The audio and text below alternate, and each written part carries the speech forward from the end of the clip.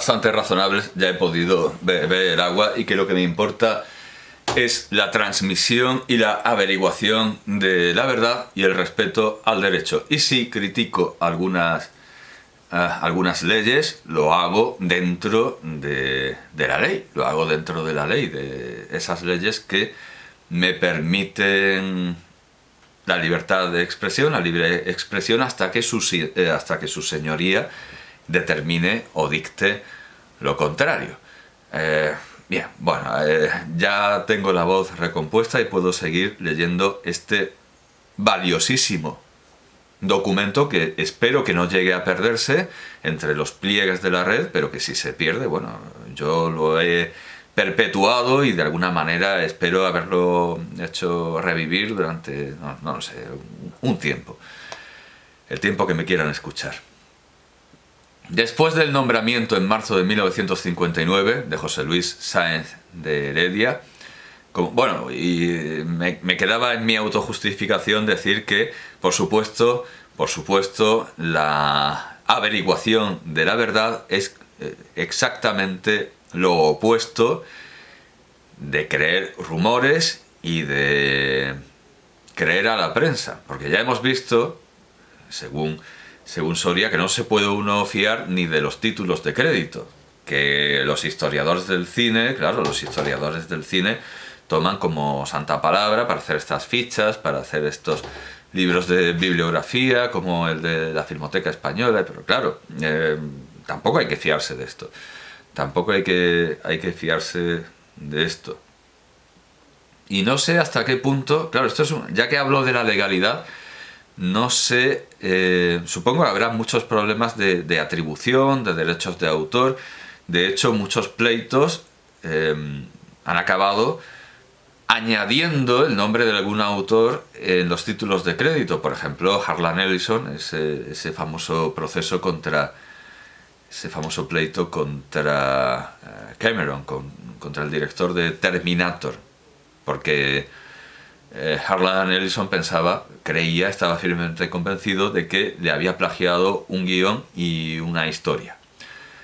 Y no sé si al final le pagaron o no, pero lo importante fue que se añadiera su nombre. Luego, naturalmente, hay directores que no quieren ver su nombre. Es el caso de Florentino Soria aquí, en este caso no como director, sino como escritor, o David Lynch con Dune, que lo firmó como Alan Smithy, que es ese seudónimo de los directores que no quieren firmar sus obras, Alan Smithy.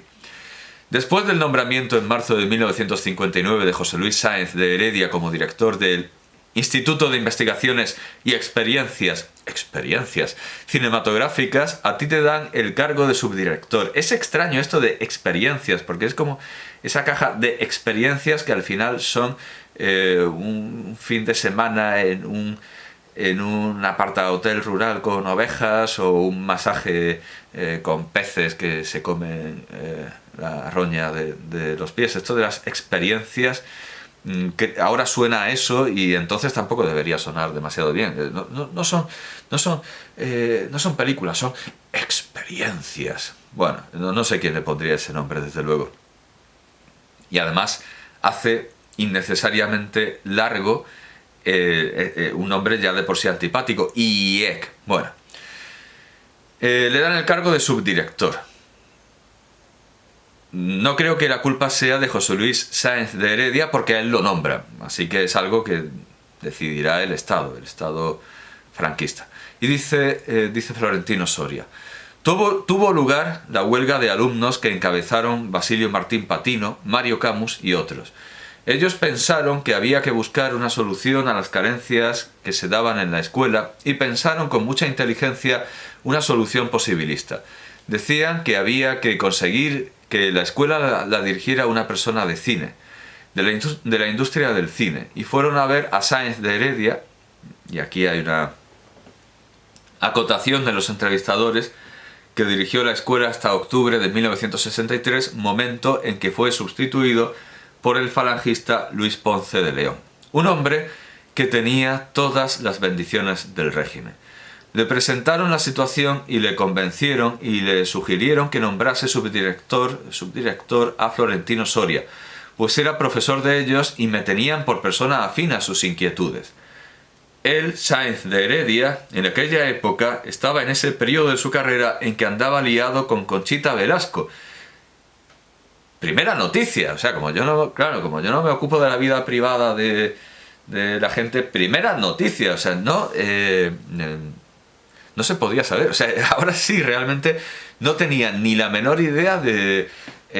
casi me tengo que reponer, o sea, que Sáenz de Heredia estaba liado con Conchita Velasco, bueno, y en la que, o por lo menos eso dice Florentino Soria, y como tampoco tiene pinta de ser nadie que se meta en la vida privada de los demás o que crea en rumores, será verdad, y en la que por los frecuentes rodajes que tenía, tan pronto estaba en Madrid como fuera de Madrid. Él no daba clases, pero tuvo mucho sentido por dos motivos. Primero, porque habilitó un estudio que, aunque era pequeño, servía para hacer las prácticas con sus correspondientes decorados.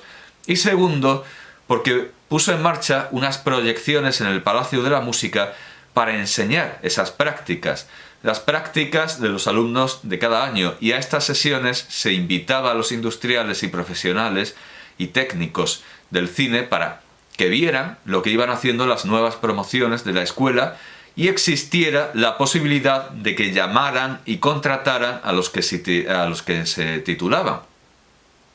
Aunque bueno, claro, esta era la idea, que se contrate a los titulados. Sin embargo, avanzando el tiempo, luego hubo directores que ganaron premios y acabaron en Hollywood sin haber terminado sus estudios. Especialmente estoy pensando en El protegido de José Luis Cuerda, Alejandro Amenábar, que hizo una versión aburrida de Desafío Total, y llamada Abre los ojos, y los de Muchachada Nui se reían un poco de esto, hacían una caracterización de José Luis Cuerda que hablaba con acento manchego, con acento de Albacete, pero claro, eso no es ninguna novedad porque todos los personajes los hacían con acento de Albacete. Bud Spencer hablaba con acento de Albacete, Margaret Thatcher hablaba con acento de Albacete, la Mona Chita igual. Bueno, pues salía ahí un José Luis Cuerda diciendo, pues sí, hice esta película con este muchachete, Amenábar, luego no me llamó más. Bueno, pues algo así fue, y lo más curioso es que Amenábar, que retrata ese mundo de filmotecas y escuelas en su película, Amenábar no terminó los estudios, empezó a ganar premios sin terminar los estudios, en contra de este propósito inicial de que llamaran y contrataran a los que se titulaban. Aparte de estar de subdirector, sigue Florentino Soria, yo seguía dando clases de guión. Se hicieron unas prácticas extraordinarias porque allí había mucha gente con talento. Surgió luego otra cosa. En el Festival de San Sebastián se celebraron unas jornadas de escuelas de cine en las que participaron el Centro Sperimentale de Roma, los franceses, los polacos, los de Praga, etc. Nombraron presidente de las jornadas a un intelectual, José María García Escudero, y venían los alumnos de último curso de los diferentes centros extranjeros. La promoción que fue a esas jornadas fue la primera de la que ya se llamó Escuela Oficial de Cinematografía, la EOC. Eso suena mejor que IEC, que parece una puerta abriéndose. Y hay una anotación. El IEC toma institucionalmente la denominación Escuela Oficial de Cinematografía en noviembre de 1962. Mucho mejor, desde luego, Escuela Oficial de Cinematografía. Ya si le quitamos lo de oficial, queda estupendamente. Yo conocí a García Escudero de los cineclubes, y porque le había hecho una entrevista para El Español.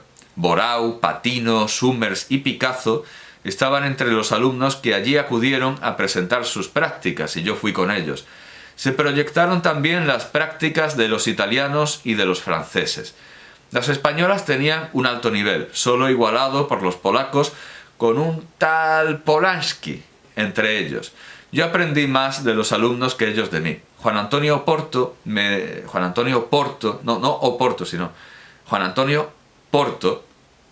me decía que yo tenía mucho mérito enseñando entonces, porque en aquella época al contrario que ahora, no había libros didácticos y manuales para aprender el oficio. Y efectivamente yo iba haciendo mis apuntes y dando clases a alumnos que luego fueron lo mejor del cine español. Fue un honor para mí. Todo el nuevo cine español nació ahí. Y ahí ya estaba García Escudero. Aparte de mostrar las prácticas, había sesiones de debate y los nuestros se metían con la censura, contra la policía, contra el franquismo, contra todo. Y los de los países de Europa del Este se quedaban aterrorizados porque ellos no podían ni se atrevían a decir ciertas cosas, ni cuando hablaban, ni menos en las prácticas. Y ahora le preguntan, ¿cuántos años estuviste en la Subdirección General? 5. Como ya os he contado, yo estaba de subdirector de la escuela y a José María García Escudero le nombraron de pronto por segunda vez director general de cine en el año 62. Acotación. Primero fue director general de cinematografía y teatro desde julio de 1951 a marzo de 1952, estancia en la dirección general, cuyo truncamiento y brevedad se debe al conocido caso Surcos. Más que problemática película, Surcos. Él había participado mucho en las conversaciones de Salamanca, en las cuales yo creo que abundó un criterio excesivamente maniqueo sobre el cine español, pues no era tan malo como decían ellos, siempre hay que estudiarlo y verlo bien todo, con distancia y tiempo, que es algo de lo que yo creo estar haciendo gala en estas presentaciones. Repito las palabras de Florentino Soria. Siempre hay que estudiarlo y verlo bien todo. Esto casi remite a Confucio, esas palabras confucianas que los eruditos de la dinastía Song escogieron para intentar dotar a China de un método científico, según decía Huxi. Hay que estudiarlo y verlo bien todo con distancia y tiempo. No se puede uno fiar de los títulos de crédito, no se puede uno fiar de la prensa, y no se puede fiar uno de los rumores, de lo que le dicen, no se puede aceptar lo que no está confirmado o lo que la evidencia niega. Por eso, a pesar de ser una fuente respetable, en eso de que Conchita Velasco estaba liada con Sáenz de Heredia, ni entro ni salgo, ni me voy a pronunciar, ni me voy a meter, y lo voy a considerar, a pesar de estar en una fuente tan autorizada, rumor, porque al fin y al cabo es rumor. Rumor como los de Talman de Gaulle, o como yo que sé, las memorias del cardenal de Retz, como la vida amorosa de los galos, un rumor por escrito literario, pero bueno, en este caso por escrito de momento. Esto ya digo que se nos va de las manos y por eso lo estoy leyendo en su integridad, porque a lo mejor dentro de una semana ya no está, por lo que sea, porque esto ya es demasiado que esto esté recuperado y que esto se haya hecho a base de capturas de página. Esto es una página capturada por el archivo esto lo tenemos de milagro, de auténtico milagro. Él había participado. Vale, entonces, que hay que no se pueden emitir, que hay que juzgarlo todo con distancia, tiempo, no se pueden emitir juicios recientes de una película, con lo cual se está cargando la crítica periodística. No se pueden emitir juicios recientes de una película. Hay que esperar por lo menos 20 años para que tengan la mayor validez posible. García Escudero me nombró subdirector general y antes del nombramiento nos reunimos en su casa y pensamos primero la idea de lo que queríamos hacer. Esto es casi un eslogan, una apertura desde la censura. Apertura desde la censura. Entonces no había normas de censura, que más o menos, claro, es lo que ocurre ahora, lo que ocurría antes, claro, hay una continuidad con la transición, y de lo que me he quejado, porque si una ley dicta penas contra escritos inmorales o imágenes inmorales, pero no define la inmoralidad, está haciendo un cesto, está haciendo un panco, en fin, está limitando la libertad por acortar la ley. Cuando la ley es demasiado oscura, demasiado sintética, demasiado breve, el juez tiene que decidir mucho más y por lo tanto el reo tiene menos libertad, menos campo de acción, no sabe lo que tiene menos seguridad jurídica, no sabe por lo que se le puede juzgar, no sabe lo que puede esperar. Esa pregunta kantiana, ¿qué puedo esperar? No sabe lo que puede esperar. Y eso era lo que había en los tiempos en los que llegó Florentino Soria, que había una censura que perseguía todo lo censurable, pero no había un código, no había una codificación, no había... Así que dentro de ser un censor, es un censor que incrementa muchísimo la libertad precisamente por incrementar la ley. Al dejar claro qué es lo que se persigue y lo que no, el creador tiene mucho más campo de acción porque sabe qué puede esperar.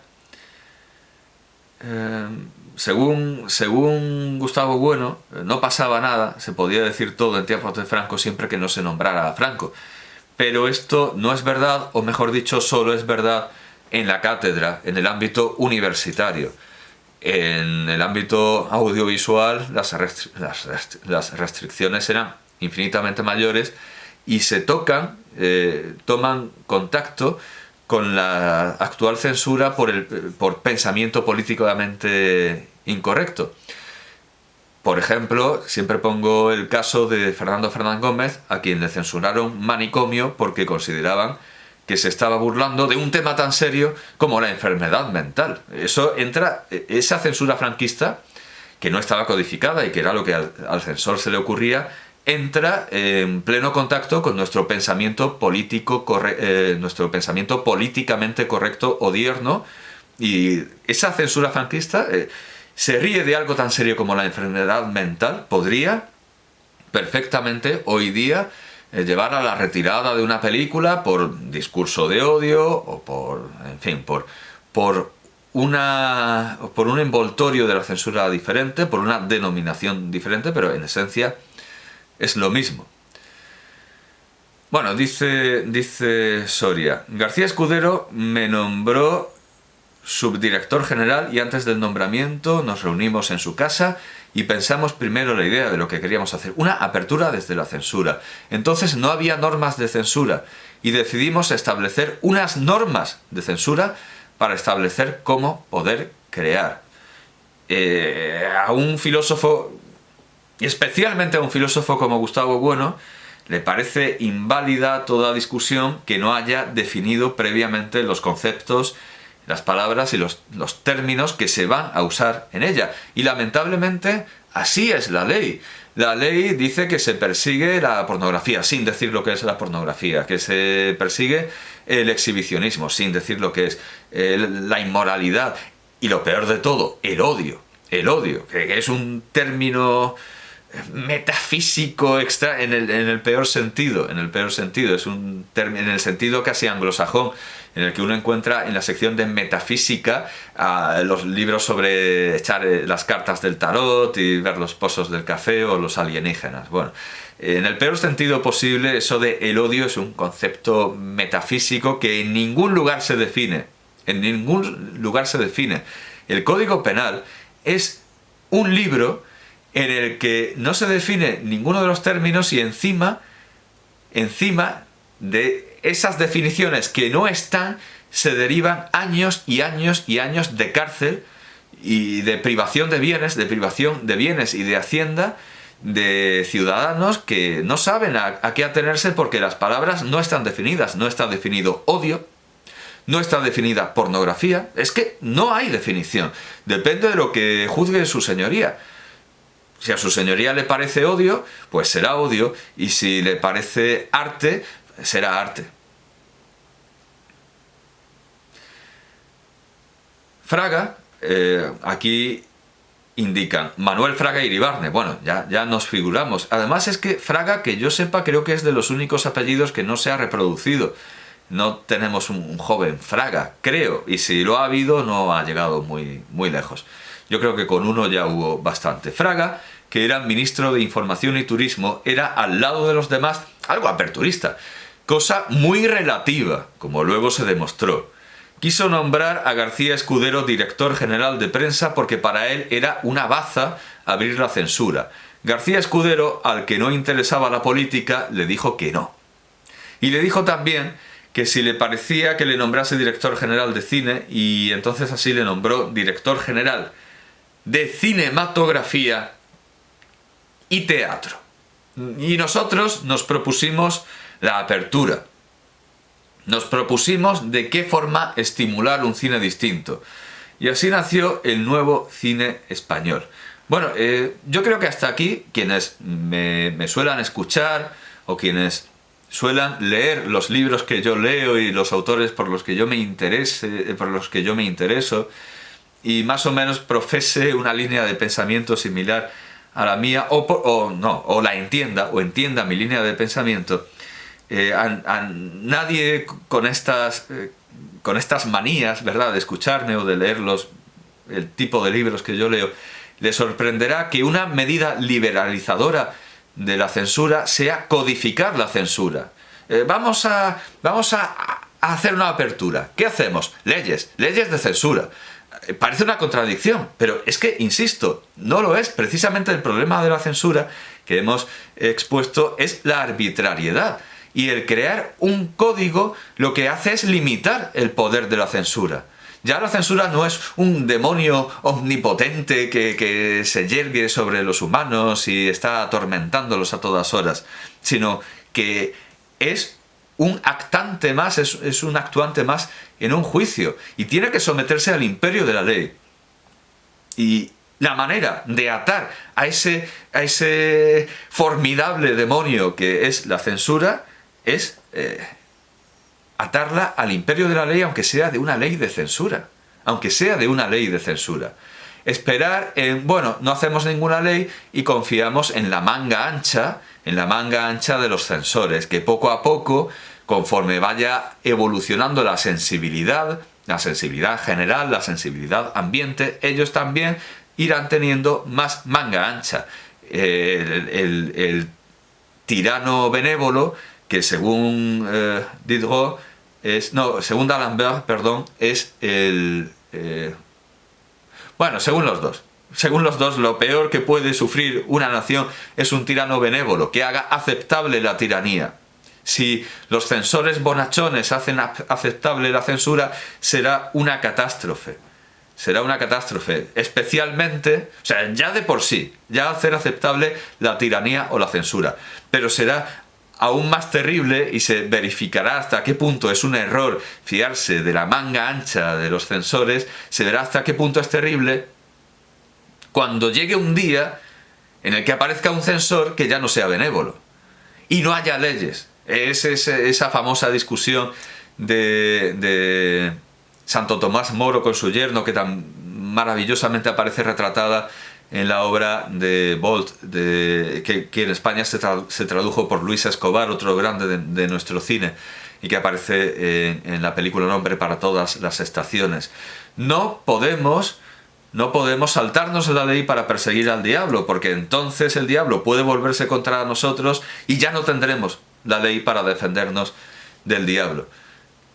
La ley es algo imprescindible para defendernos. No podemos confiar en el censor benévolo. Tenemos que casi exigir una ley de censura, ya que la censura existió, existe y existirá, y parece que no hay remedio para que la censura deje de existir. Como la esclavitud, con otras formas, como la prostitución, me temo que son males que una mente conservadora como la de Fraga daba por irremediables. Pues habrá que legislar. Desde luego, la mejor legislación contra la esclavitud es su absoluta abolición. De todas. La esclavitud, aunque pueda considerarse un universal, yo creo que sí se puede evitar. Ahora, la prostitución está en cada esquina, usando una expresión coloquial, pero aquí muy bien tomada, porque es casi inevitable que se vendan condiciones o se vendan, en fin, mientras exista el mercado. Mientras exista el mercado habrá quien quiera mercadear con su propio cuerpo, con su voz o con sus... En fin, la prostitución y su hijuela, y su derivada, su camino adyacente, la pornografía, seguirán existiendo. Y la censura también seguirá existiendo. Ya que la pornografía es un universal, pues la censura que la limita, me imagino también. Me imagino que también. Lo hemos visto en los 80, donde se lleva a juicio un libro... un texto antropológico, ya no entremos en las fotografías, un texto antropológico se lleva a juicio por inmoral. Lo hemos visto en esta década, bueno, en la década anterior, eso es, en la década anterior, donde se lleva a juicio al director de un festival porque hay una voz infantil en un ámbito que se considera pornográfico. Entonces, el libro de educación sexual de los 80 se consideraba o fue llevado a juicio como pornográfico. La película la película serbia fue llevada a juicio como pornográfica, pero en ningún momento, ni en los 80, ni en la primera década de este milenio, y esta centuria también, en ningún momento se ha definido de una manera legítima, clara, pulcra, científica, todo lo científico que se pueda lograr, peripatética o kantiana, de una manera seria. Pornografía no se ha definido. No se ha definido. Y claro, evidentemente, algo que es obviamente pornografía se ve que es pornografía, pero cuando entra en conflicto, no ya en contacto, sino en conflicto con la educación sexual, la ciencia, el arte, la educación, vamos, la pedagogía, la protesta también, claro, esa libertad de expresión que se garantiza, ese derecho a la protesta, pues las mujeres que se desnudan, como las femen, son pornógrafas. Y alguien dirá, no, porque aquí toleramos el desnudo y la Constitución admite, no persigue a los nudistas, aunque luego las disposiciones, las normativas municipales sí. Claro, esto está claro, pero es que las femen antes las Pussy Riot. Las Pussy Riot, antes de profanar, profanar un recinto sacro, que allí el derecho de protesta entra en conflicto con eso de la defensa de los sentimientos religiosos, que para mí no deberían tener cabida en ningún código, pero una cosa es hablar o caricaturizar o cantar lo que sea en contra de los sentimientos religiosos, y otra profanar un espacio real, un recinto que tiene protección estatal y que las leyes sí que hacen bien en proteger el recinto de una mezquita, de una catedral, de una sinagoga. Es muy distinto cocinar un Cristo, comprar un Cristo y cocinarlo, como hizo Javier Crae, por lo que fue llevado a juicio.